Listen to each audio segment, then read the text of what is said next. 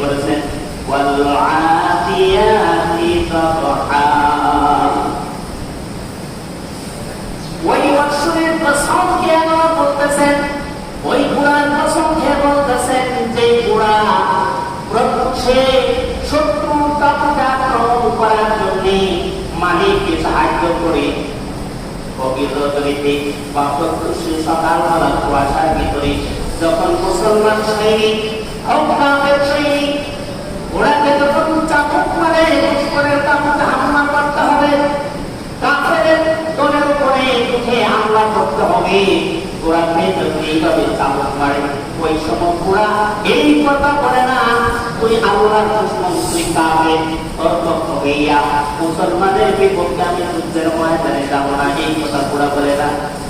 এই চতুর্পাদের মুসলমান সৈনিক মুজাহিদ যখন ঘোড়ার গায়ে আঘাত করে তরবারি দিয়ে, তখন ওই ঘোড়াটা কুয়াশার ভিতরে বালু পড়ার কারণে, তুলি পড়ার কারণে অন্ধকার দেখা যায়। তারপর ওই ঘোড়াটা তার মালিককে, এই মুজাহিদকে সাথে নিয়ে যুদ্ধের ময়দানে কাফেরদের বিশাল জামাতের ভিতরে প্রবেশ করে সে তার মালিককে সাহায্য করে কাফেরের উপরে আক্রমণ করার জন্য। আল্লাহ রাব্বুল আলামিন বলেন, ওই ঘোড়াটাকে আমি তোমাদের ওয়াজির বানায় দিলাম, তোমাদের আয়াতে বানায় দিলাম।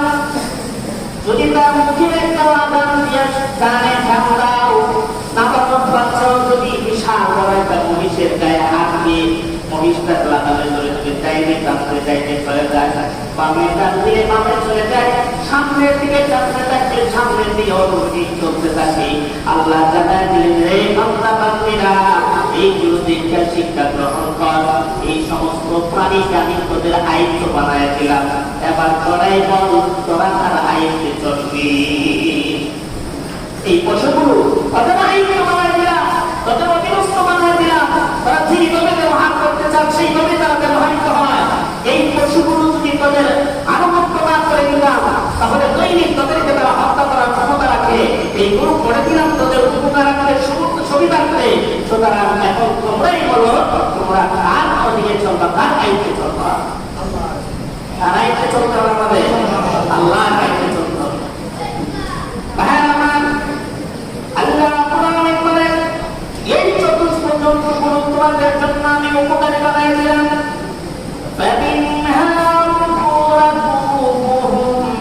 এইগুলো পশুর মধ্যে থেকে তোমরা কিছুর আরোহণ করো। একটা পশুর দিকে লক্ষ্য করলে দেখা যায় একটা মানুষ 2 মণ 2.5 মণের উপরে বেশি হয়। এই মানুষটা কি পশুরা তার গায়ে দিয়া প্রচন্ড দ্রুত গতিতে সে সামনের দিকে অতিক্রম করে। এই কথা বলে না, তুমি আমার পিঠের দিকে নেমে যাও, অনেক ওজন লাগতেছে, তোমাকে আমি বহন করতে পারতেছি না। কি মনে করেন একটা গাভীকে যখন আপনিকে বা কোরআন থেকে যখন দুধ দুহাইতে থাকে কত কষ্ট হয় একটা গাভী, আপনি চিন্তা করছেন? কোনদিন চিন্তা করেন নাই? একটা মা বুকের থেকে যখন সন্তান দুধ পান করে, যদি সে 1 বার 2 বার 3 বার 4 বার যখন মার বুক থেকে দুধ আসে না, দুধ যখন টানতে থাকে, মা বিরক্ত হয় সন্তানকে ডাক্তারের সাইডে ফেলে দেয়। কিন্তু আজ পর্যন্ত কোনো একটা গাভী তার মাথাটা ঘুরায় দিকে মনিদের দিকে মালিকের দিকে তাকায় বলে দেয়, ও মালিক, গলাটা শুকায় গেছে তোমার আবার কালার কারণে, এক বালতি পানি দাও, ছায়া ছায়া পান করার পরে আমি তোমাকে দুধ দিই। এই কথা কোনোদিন কোনো পশু বলে নাই। কানে ভাবে তাকায় কথা বলে নাই, আরো আসতে আসলে আমাকে কষ্ট দিয়েন না। আল্লাহ রাব্বুল আলামিন বলেন, হে বান্দাবান্দি লক্ষ্য করে দেখ, এই পশুরা তোকে উপকার করার জন্য সব কিছু সহ্য করে সে ধৈর্য ধারণ করে স্তব্ধ হয়ে আছে। মালিকে কষ্ট পাবে, মনির কষ্ট পাবে, তার আবার কষ্ট হইল, কষ্ট সে স্বীকার করে তার মালিককে উপকার করে যেতে থাকে। আল্লাহ রাব্বুল আলামিন বলেন, এইভাবে পশুগুলোকে ব্যবহার করা করে এক সময় যখন পশুটা দুর্বল হয়ে যায়, ওই সময় তোমরা পশুটাকে জবাই করে তার চামড়া গোশতগুলোকে অবস্থিত হও। তাও তোমাদেরকে আমি নিষেধ করি নাই, পশু এই কথা বলে নাই আমাকে জবাই করতে পারবি না। একটা মানুষকে মানুষকে যদি একটা মানুষ জবাই করতে যায়, আঘাত করতে যায়, তখন সে হুঙ্কার দিয়ে বলে যদি আমার শরীরে আঘাত করো, টাচ করো, তাহলে পরবর্তীতে পরিণাম করে খারাপ হবে। আজ পর্যন্ত একটা পশু এইভাবে তার জবান করে কোনো মনিরকে আঘাত করে নাই, কোনো মনিরকে কোনো মালিককে সে প্রহার করে নাই, সেই দিয়া আঘাত করে গাই দিয়া ধরে নাই। কেন ধরে না? এই বান্দা বান্দিরা লক্ষ্য করে দেয় এই গুরুত্বদের অধীন আমি আল্লাহ তাআলা বানায় দিয়েছি। আমার পিতা অনুযায়ী সেই গুরুকে জবাই করে রক্ত প্রবাহিত করার পরে সেই দুষ্ট বক্ষণ করাই করলি আমার কাছে রক্ত বসল না, দুষ্ট বসল না, সেই সবগুলো করাই খাইনি। খাওয়ার মাধ্যমে আমি সব দিয়া দিলাম, সব পাইনি। এবার খাইয়া আমি আল্লাহর গোলামি করবে করতে পারিস না।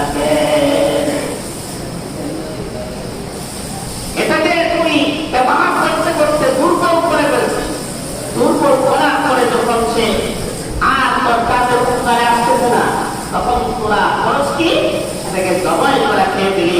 খাওয়া করো, আমি আল্লাহ তোদেরকে নিষেধ করি নাই, খাইতে নিষেধ করি নাই। অনেক সময় দেখা যায় একটা প্রাণী একদম জবাই করার কারণে তার এক রূপ হয়ে গেছে। তেমন অনেকের হয় না? তেমন অনেক লোকে আমার কাছে অভিযোগ করতে, হুজুর একটা মুরগের বাচ্চা জবাই করছি, করার পরে আমার ছেলের একটা রূপ হয়েছে, এই রূপের কারণে হঠাৎ করে যায়। একটা মুরগের বাচ্চা জবাই করা হয়, তাহলে আমরা একটা গরু জবাই করতে গেলে কতগুলো মানুষ ধরি, একটা মহিষ জবাই করতে গেলে কতগুলো মানুষ ধরি। যদি এই পশুরা যদি আমাকে আপনাকে অভিশাপ দিত, আর সেই অভিশাপ অনুযায়ী যদি আল্লাহ তাআলা আমাদের উপর প্রয়োগ করতে, তাহলে আমরাও সেই অভিশাপে রোগে আক্রান্ত হয়ে আমরা সবাই মারা যাব। এই গরুর পার্শ্ব প্রতিক্রিয়া থেকে আল্লাহ তাআলা হেফাজত করলেন। হেফাজত করার পরে আল্লাহ বলতেছেন, আওয়ালাম ইয়ারাউ আন্না খালাকনা লাহুম মিম্মা আমিলাত আইদিনা আনআমান ফাহুম লাহা মালিকুন। তারা কি লক্ষ্য করে না আমি তাদেরকে সৃষ্টি করলাম, অর্থাৎ আমাদেরকে সৃষ্টি করলেন এবং পশু জীবজন্তুকে সৃষ্টি করলেন, করার পরে বলতেছেন ফাহুম লাহা মালিকুন, তোমাদেরকে মালিক বানায় দিলাম। এইভাবে সবগুলো আমরা নিয়ামত বর্তমান করার পরে দীর্ঘ এক সপ্তাহ প্রায় 4-5 দিন ধরে কোরবানির গোশত ফ্রিজ ভরা আমরা খাচ্ছি।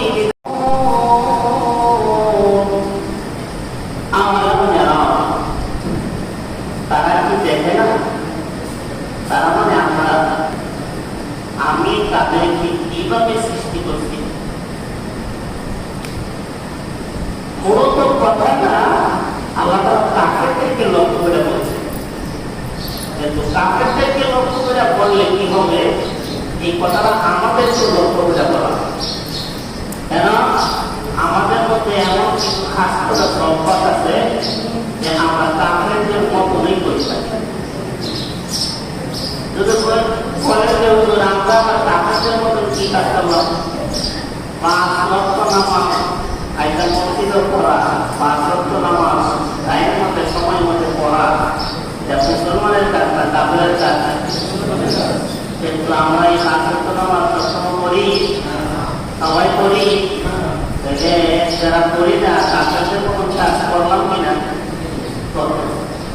তাহলে কাফেরদের তো উদ্দেশ্য, আবার আমাদের তো উদ্দেশ্য। এক ক্ষেত্রে জিজ্ঞাসা করছি, কেউ তোমার বউ তোমার তো আগে প্রথম রাত্রে গিলে বেরিয়েছি, প্রথম রাত্রে গিয়ে আগে ফেলছি, এর মানে বিড়ালটা এত জোরে আঘাত করছে, এক আঘাতের বিড়াল হত্যা হয়ে গেছে। বেগম বুঝতে পারছে আশ্চর্য প্রমাণ এই স্বামী তো খুব গরম, যদি কোনো অন্যায় করি তাহলে আমারও মেরে ফেলতে পারে। দিদি সাবধান হয়ে গেছে। এরপর থেকে স্বামী বলতে গিয়ে দিদি কাজ করতে কি হয় না, দিদি না কোথাও বলে না।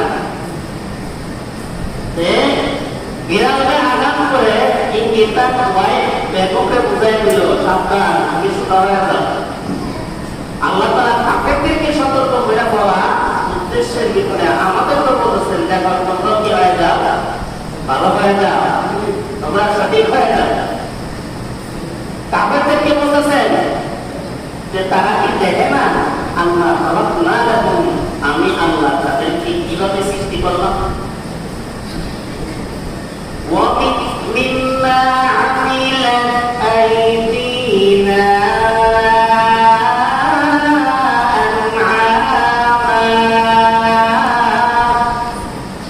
আমি নিজের হাতে তারা যে চতুষ্প জন্তুগুলো খায় ব্যবহার করে, এই চতুষ্প জন্তুগুলোকে আমি নিজের হাতে তৈরি করি। বিভিন্ন ঘোড়া, বকরি, দুম্বা এগুলো তারাও লালন পালন করত।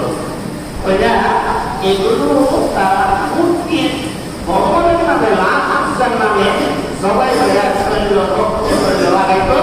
আর পুষ্পগুলো লাখ উৎসাহ মানব মূর্তির সামনে দিয়া বলতো, ভগবান তুমি আমার পশুর মধ্যে 12টা উৎসাহ পুস্তরা তোমার দিলাম, তুমি খাইয়া আমার স্বর্গে যাওয়ার মতন, আমার উন্নতি হওয়ার মতন তুমি ভগবান একটা ব্যবস্থা করে দেবে।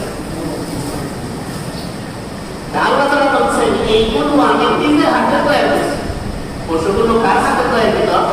আল্লাহর হাতে। নাকি এরা তৈরি করছে? আমরা যে পশুগুলো কুরবানি করছি আমরা তৈরি করছি? কে সৃষ্টি করছে?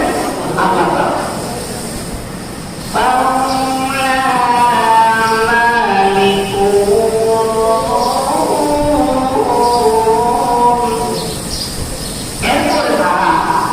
এগুলোর মালিক সৃষ্টি করছেন আল্লাহ, আর মালিক হইতে তারা। পশুকে জীবিত রাখছে কে? আল্লাহ। কিন্তু লালন পালন বা খাওয়া যে বান্দা, এটা জবর করে খাওয়া, এটা একই মালিককে আমরা আমরা খাই না, কিন্তু সৃষ্টি করছে কে? আল্লাহ। আল্লাহ তো বলছেন এদেরকে মালিক বানাই দিলাম, এই পশুগুলো জীবজন্তুগুলোর মালিক বানাই দিলাম।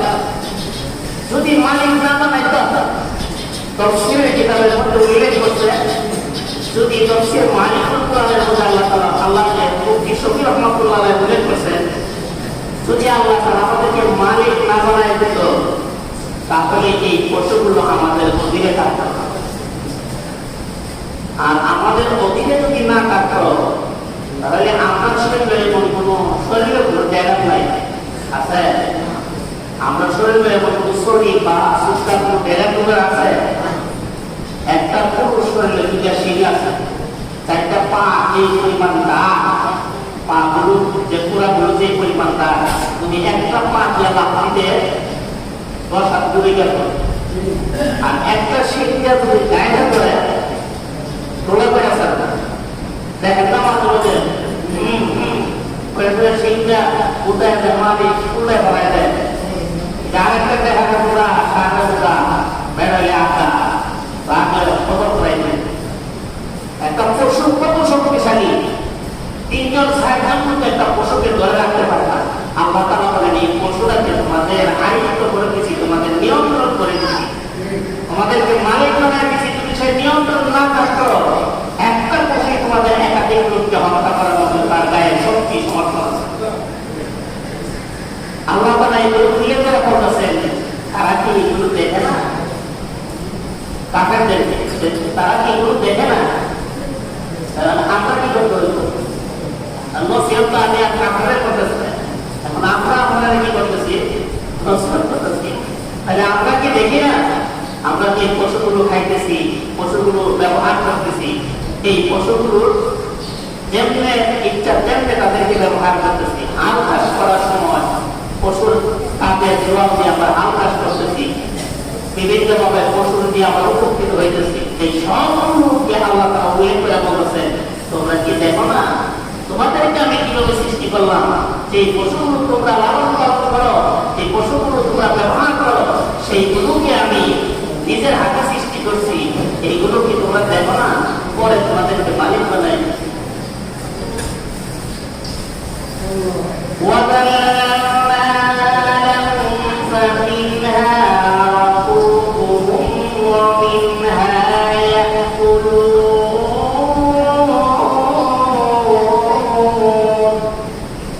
এর মধ্যে কিছু পশু আছে তোমরা এইগুলোর উপর আরোহণ করো, তোমরা এগুলোর উপর উঠা বাহন হিসাবে ব্যবহার করো। অমিনহা ইয়াকুলুন, আর কিছু পশুদের তোমরা খাও। ঘোড়া আমরা খাই না, বাহন হিসাবে ব্যবহার করি। বাহন হিসাবে ঘোড়া খাই আমরা, ঘোড়া খাই। এরপরে উট আছে একটা প্রাণী, তাদের বাহন হিসাবে ব্যবহার করা হয়, আবার তার গোশত খাওয়া হয়। ঘোড়াটাকে কেন খাই না? ঘোড়া খাওয়া যায় না, তবে ইমাম আবু হানিফা বলেন মাকরুহ। কেন? ঘোড়াটা যুদ্ধের ময়দানে বেশি কাজে আসে। যুদ্ধের ময়দানে ঘোড়া যেই পরিমাণ কাজে আসে, এই পরিমাণ উটও কাজে আসে না, অন্যান্য বাহনও কাজে আসে না। এই জন্য ইমাম আবু হানিফা বলছেন, যদি ঘোড়াকে আমরা জবাই করে খেয়ে ফেলতে থাকি, তাহলে ঘোড়ার বংশধর নিঃশেষ হয়ে যেতে পারে। এই ভবিষ্যতে আবার ঘোড়ার যুদ্ধ শুরু হবে কিয়ামতের আগে। এই ক্ষেপণাস্ত্র, বোমা, অ্যাটম বোমা, আরো যত ধরনের অস্ত্র আছে, বন্দুক, রাইফেল, এই সবগুলো ভর্তি হয়ে যাবে তরবারি, আর ঘোড়ার যুদ্ধ আবার শুরু হবে। এই জন্য ইমাম আবু হানিফা বলছেন ঘোড়ার গোশত খাওয়া মাকরুহ। ইমাম শাফিঈ বলেন না, যেহেতু আল্লাহ তাআলা বৈধ করতে, এটা খাওয়া যায়, মাকরুহ এর লাভ কি? জবাই করে খাই এতে শেষ হয়ে যাবে, এটা বিষয়টা এরকম না। কারণ গরু যে জবাই করে খাই আমরা, গুড় শেষ হয়ে গেছে, গুড় শেষ হয়ে গেছে, গুড় আরো বাড়তে আছে। তাহলে গুরুজনের হাদিস সত্যি, কিন্তু আমরা সতর্কতামূলক ঘোড়ার গোশত খাই না। কেন? ঘোড়াটা হইল একটা বাহনের যুদ্ধ, তার দ্বারা যুদ্ধের ময়দানে কাজে আসে। আল্লাহ আরেক সূরার মধ্যে উল্লেখ করেছেন, সূরা আদিয়াতের মধ্যে উল্লেখ করেছেন ওয়াল আদিয়াতি দাবহা। ওই বৎসরের কসম খেয়ে আল্লাহ বলতেছেন, ওই ঘোড়ার কসম খেয়ে বলতেছেন যে ঘোড়া প্রত্যক্ষে শত্রুকে আক্রমণ করার জন্য মালিককে সাহায্য করে গভীর রজনীতে বা প্রত্যুষে সকালবেলা কুয়াশার ভিতরে যখন মুসলমান সৈনিক কাফের সৈনিক ঘোড়াকে যখন চাবুক মারে, দুশমনের তাঁবুতে হামলা করতে হবে, কাফের দলের উপরে উঠে হামলা করতে হবে, ঘোড়াকে যখন এইভাবে চাবুক মারে, ওই সময় ঘোড়া এই কথা বলে না তুই আল্লাহর দুশমন, তুই কাফের, তোর পক্ষ হইয়া মুসলমানের বিপক্ষে আমি যুদ্ধের ময়দানে যাব না, এই কথা ঘোড়া বলে না। এই তদ্রুপভাবে মুসলমান সৈনিক মুজাহিদ যখন ঘোড়ার গায়ে আঘাত করে তরবারি দিয়ে, তখন ওই ঘোড়াটা কুয়াশার ভিতরে বালু পড়ার কারণে, গুলি পড়ার কারণে অন্ধকার দেখা যায়। তারপর ওই ঘোড়াটা তার মালিককে, এই মুজাহিদকে সাথে নিয়ে যুদ্ধের ময়দানে কাফেরদের বিশাল জামাতের ভিতরে প্রবেশ করে সে তার মালিককে সাহায্য করে কাফেরের উপরে আক্রমণ করার জন্য। আল্লাহ রাব্বুল আলামিন বলেন, ওই ঘোড়াটাকে আমি তোমাদের ওয়াজিব বানায় দিলাম, তোমাদের আয়াতে বানায় দিলাম। যদি তার মুখে একটা আযান দিয়ে কানে ঠান্ডাও নাবালক বাচ্চাও যদি বিশাল বড় একটা মহিষের গায়ে হাত দিয়ে মহিষটা লাগালে ধরে যদি টাইমে টানতে টাইমে চলে যায়, বামে টান দিয়ে বামে চলে যায়, সামনের দিকে টানতে থাকলে সামনের দিকে অটোমেটিক চলতে থাকে। আল্লাহ জানায় দিলেন, রে বান্দা বান্দিরা, এইগুলো দীক্ষা শিক্ষা গ্রহণ কর, এই সমস্ত প্রাণীকে আমি তোদের আয়ত্ত বানায় দিলাম, এবার তোরাই বল তোরা তার আয়ত্তে চলবি। এই পশুগুলো তাদের আয়ত্তে বানায় দিলাম, তাদের অধীনস্থ বানায় দিলাম, তারা যেইভাবে ব্যবহার করতে চান সেইভাবে তারা ব্যবহৃত হয়। এই পশুগুলো যদি তাদের আনুগত্য না করে দিলাম, তাহলে দৈনিক তাদেরকে তারা হত্যা করার ক্ষমতা রাখে। এই গরু করে দিলাম তাদের উপকার রাখতে, সমস্ত সুবিধা রাখতে। সুতরাং এখন তোমরাই বলো, তোমরা কার অধীনে চলবা, কার আইতে চলবা? কার আইতে চলতে হবে? আমাদের আল্লাহর আইতে চলতে হবে। আল্লাহ বলেন, এই চতুষ্পদ জন্তুগুলো তোমাদের জন্য আমি উপকারী বানাই দিলাম।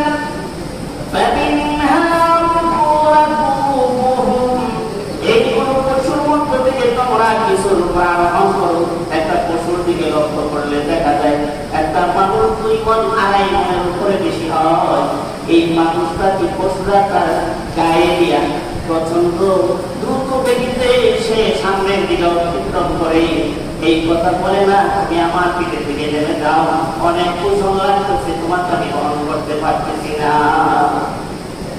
কি মনে করেন একটা গাভীকে যখন তার মুড়িতে তার উড়ান থেকে যখন দুধ দুহাইতে থাকে কত কষ্ট হয় একটা গাভী, আপনি চিন্তা করছেন?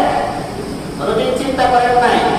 একটা মা বুকের থেকে যখন সন্তান দুধ পান করে, যদি সে একবার দুইবার তিনবার চারবার যখন মার বুক থেকে দুধ আসে না, দুধ যখন টানতে থাকে, মা বিরক্ত হয় সন্তানকে ধাক্কা মেরে সাইডে ফেলে দেয়। এত আজ পর্যন্ত কোনো একটা গাভী তার মাথাটা ঘুরে দিকে মনিদের দিকে মালিকের দিকে তাকায় বলে দেয়, ও মালিক, গলাটা শুকায় গেছে তোমার আমার উড়ান টানার কারণে, এক বালতি পানি দাও, ছায়া ছায়া পান করার পরে আমি তোমাকে দুধ দিই। এই কথা কোনোদিন কোনো পশু বলে নাই, কানে ভাবে তাকায় এই কথা বলে নাই। আবার আসতে আসলে আমাকে কষ্ট দিয়েন না। আল্লাহ রাব্বুল আলামিন বলেন, বান্দাবান্দি লক্ষ্য করে দেন, এই পশুরাকে উপকার করার জন্য সব কিছু সহ্য করে সে ধৈর্য ধারণ করে স্তব্ধ হয়ে আছে। মালিককে কষ্ট পাবে, মনির কষ্ট পাবে, তার আবার কষ্ট হইল, কষ্ট সে স্বীকার করে তার মালিককে উপকার করে যেতে থাকে। আল্লাহ রাব্বুল আলামিন বলেন, এইভাবে পশুগুলোকে ব্যবহার করা করে এক সময় যখন পশুটা দুর্বল হয়ে যায়, ওই সময় তোমরা পশুটাকে জবাই করে তার চামড়া গোশতগুলোকে অবস্থিত হও। তাও তোমাদেরকে আমি নিষেধ করি নাই, পশু এই কথা বলে নাই আমাকে জবাই করতে পারবি না। একটা মানুষকে যদি একটা মানুষ জবাই করতে যায়, আঘাত করতে যায়, তখন সে হুঙ্কার দিয়ে বলে, যদি আমার শরীরে আঘাত করো, টাচ করো, তাহলে পরবর্তীতে পরিণাম খারাপ হবে। আজ পর্যন্ত একটা পশু এইভাবে তার জবান খুলে কোনো মনিরকে আঘাত করে নাই, কোনো মনিরকে কোনো মালিককে সে প্রহার করে নাই, শিং দিয়া আঘাত করে গাই দিয়া ধরে নাই। কেন ধরে না? এই বান্দা বান্দিরা লক্ষ্য করে দেয়, এইগুলো তোদের অধীন আমি আল্লাহ তাআলা বানায় দিয়েছি। আমার বিধান অনুযায়ী সেইগুলোকে জবাই করে রক্ত প্রবাহিত করার পরে সেই দুষ্ট বক্ষণ জড়াই করলি, আমার কাছে রক্ত বসলো না, দুষ্ট বসলো না, সেই সবগুলো জড়াই খাইনি, খাওয়ার মাধ্যমে আমি সব দিয়া দিলাম, সব পাইনি, এবার খাইয়া আমি আল্লাহর গোলামি করবে, করতে পারিস না কেন? এটাকে তুই ব্যবহার করতে করতে দুর্বল করে ফেলছিস। দুর্বল করার পরে যখন সে আর তোর কাছে উপকারে আসতেছে না, তখন তোরা খরচ কি এটাকে জবাই করে খেয়ে দিলি। খাওয়া করো, আমি আল্লাহ তোদেরকে নিষেধ করি নাই, খাইতে নিষেধ করি নাই। অনেক সময় দেখা যায় একটা প্রাণী একটু জবাই করার কারণে তার এক রূপ হয়ে গেছে, তেমন অনেকের হয় না? তেমন অনেক লোকে আমার কাছে অভিযোগ করতে, হুজুর একটা মুরগের বাচ্চা জবাই করছি, করার পরে আমার ছেলের একটা রূপ হয়েছে, এই রূপের কাছে হঠাৎ করে যায়। একটা মুরগের বাচ্চা জবাই করা হয়, তাহলে আমরা একটা গরু জবাই করতে গেলে কতগুলো মানুষ ধরি, একটা মহিষ জবাই করতে গেলে কতগুলো মানুষ ধরি। যদি এই পশুরা যদি আমাকে আপনাকে অভিশাপ দিত, আর সেই অভিশাপ অনুযায়ী যদি আল্লাহ তাআলা আমাদের উপর প্রয়োগ করতেন, তাহলে আমরাও সেই অভিশাপে রোগে আক্রান্ত হয়ে আমরা সবাই মারা যাব। এই গরুর পার্শ্ব প্রতিক্রিয়া থেকে আল্লাহ তাআলা হেফাজত করলেন। হেফাজত করার পরে আল্লাহ বলতেছেন, আওয়ালাম ইয়ারাউ আন্না খালাকনা লাহুম মিম্মা আমিলাত আইদিনা আনআমান ফাহুম লাহা মালিকুন। তারা কি লক্ষ্য করে না, আমি তাদেরকে সৃষ্টি করলাম, অর্থাৎ আমাদেরকে সৃষ্টি করলেন এবং পশু জীবজন্তুকে সৃষ্টি করলেন, করার পরে বলতেছেন ফাহুম লাহা মালিকুন, তোমাদেরকে মালিক বানায় দিলাম। এইভাবে সবগুলো আমরা নিয়ামত বর্তন করার পরে দীর্ঘ এক সপ্তাহ প্রায় 4-5 দিন ধরে কুরবানির গোশত ফ্রিজ ভরা আমরা খাচ্ছি, নিজেরা উপভোগ করতেছি। আপনি আমি কি চিন্তা করার দরকার না যে আল্লাহ এই সমস্ত নিয়ামত খাওয়া বৈধ করে দিয়েছেন? আরে ভাই, ও বাবাকে লক্ষ্য করে দেখেন, আদমের সন্তানরা কুরবানি দিয়েছিল, কিন্তু প্রচুর পুষ্ট খাওয়ার তাদের অধিকার ছিল না।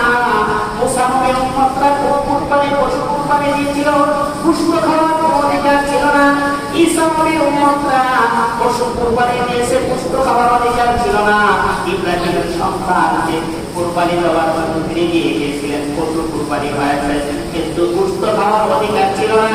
আল্লাহ নবী বিশ্বনবী রাহমাতুল আলামিন বলেন, প্রভু হে, গনিমতের মাল যেইভাবে আল্লাহ তুমি অন্যান্য উম্মতের জন্য খাওয়া অবৈধ করে দিয়েছিলে, কুরবানির গোশত তুমি অবৈধ করে দিয়েছিলে।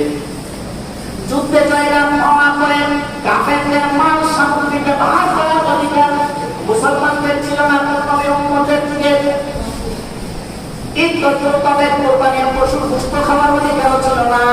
নবীজি আল্লাহর কাছে দোয়া করলেন, আয় আল্লাহ, আমার উম্মতরা দুর্বল, তারা তাদের লোভ সামলাইতে পারবে না, নিজেরা রুগী হয়ে যাবে, আপনি মেহেরবানি করে আমার উম্মতের জন্য গনিমতের মাল আর কুরবানির পশুর গোশত খাওয়া আপনি বৈধ করে দেন। আল্লাহ রাসূল আমদার করেছেন, আল্লাহর কাছে দরখাস্ত করেছেন, সেই রাসূলের উসিলায় শেষ নবী বিশ্বনবী রাহমাতুল লিল আলামিনের উম্মতের সুবাদে আজকে আমরা সেই পশুর গোশত খাইতে পারতেছি। খায়া রাসূলের পক্ষে কথা না বলে, আল্লাহর পক্ষে কথা না বলে, নাস্তিকদের মতামত অনুসরণ করে, কাদিয়ানীদের মতাদর্শ অনুসরণ করে, ইহুদিদের মতাদর্শ অনুসরণ করে তাদের পণ্যগুলো আমরা খাইতেছি, তাদের দেওয়া বাজারজাত বিভিন্ন প্রোডাক্ট আমরা গ্রহণ করতেছি। আমাদের উচিত হইল নবীর উম্মত হিসাবে, নবীর উম্মতদেরকে যারা রক্তাক্ত করতেছে ফিলিস্তিনের মাটিতে, যারা নারী শিশুদেরকে যাদের কোনো কারণে হত্যা করার অধিকার নাই, সেই ইহুদিরা আজকে ফিলিস্তিনের জমিতে মুসলমানদের মা বোনদেরকে বেউজ্জতি করে তাদের ইজ্জত লুণ্ঠন করতেছে, তাদের ভাইঘর সবকিছু একদম ধসায় দিয়েছেন। সেই ইহুদিরা আজকে সারা বিশ্বের মুসলমানদের এক নম্বর শত্রুতে রূপান্তরিত হয়েছে। সেই ইহুদিদের পণ্য আমরা কেমন করে বাজার থেকে ক্রয় করে আনি, আমরা আপনাদের কাছে দাবি আমি জানতে চাই। প্রত্যেকটা মুসলমানদের তাদের পণ্যের প্রতি ঘৃণা সৃষ্টি হওয়ার দরকার। এই ইহুদিদের প্রতি মুসলমানদের অন্তর থেকে বিদ্বেষ সৃষ্টি হওয়ার দরকার। তারা আমাদের নবীকে সভ্যতার হত্যা করার জন্য ষড়যন্ত্র করেছিল। এই ইহুদিরা, আল্লাহ পাক বলছেন, লাআনাল্লাহু ইয়াহুদা ওয়ান নাসারা, ইহুদিদের উপর আল্লাহ অভিশাপ, খ্রিস্টানদের উপর আল্লাহ অভিশাপ। এই জো বাইডেন আমেরিকার প্রেসিডেন্ট, সে হইল একটা জাহান্নামের কীটপতঙ্গের চাইতে সে নিকৃষ্ট। সে বলছে আমি জোয়ানবাদী। জোয়ানবাদী মানে, জায়নবাদী মানে ইহুদি রাষ্ট্র প্রতিষ্ঠা করতে গিয়ে যা যা করার দরকার এই জো বাইডেন সে তা করবে। এর জন্য যদি মুসলমান হাজার হাজার মুসলমান হত্যা হয় তার কোনো আসে যায় না। 4 জন লোককে উদ্ধার করতে গিয়া তারা 25 জন মুসলমানকে হত্যা করেছে। এটা কোন মানবাধিকার? এই পশুগুলো আজকে মুসলমানদেরকে যে নির্যাতন করতেছে, আমরা মুসলমান হিসেবে আমাদের দায়িত্ব হইল, যেহেতু তাদের সঙ্গে সরাসরি আমরা যুদ্ধ করতে পারতেছি না, তাদের বাজারের যত পণ্য আছে সবগুলো আমরা বয়কট করবো ইনশাআল্লাহ। সবাই বয়কট করবেন ইনশাআল্লাহ। কোম্পানির পণ্যগুলো বয়কট করবে। এবং ইহুদিদের পণ্য হইল বাজারে অনেক ধরনের বিন সাবান, বিন, এই জাতীয় অনেক পণ্য আছে, আপনারা দেখবেন লিস্টের মধ্যে এগুলো আছে। এইখানে দেশীয় পণ্য ক্রয় করবেন, ভালোটা যাচাই ক্রয় করবেন। এর দ্বারা ইহুদিদের অর্থনীতি যদি দুর্বল হয়ে যায়, অটোমেটিকলি তারা দুর্বল হয়ে যাবে। একটা জাতিকে ধ্বংস করতে হলে তাদের অর্থনীতি, আর একটা হলে তাদের শিক্ষানীতিকে ধ্বংস করা। আল্লাহ তাআলা আমাদের তাদের পণ্যগুলোকে বয়কট করার তৌফিক দান করুন। আল্লাহ তাআলা কুরবানির গোশত নিয়ামত আল্লাহ গোলামি করার তৌফিক দান করুন।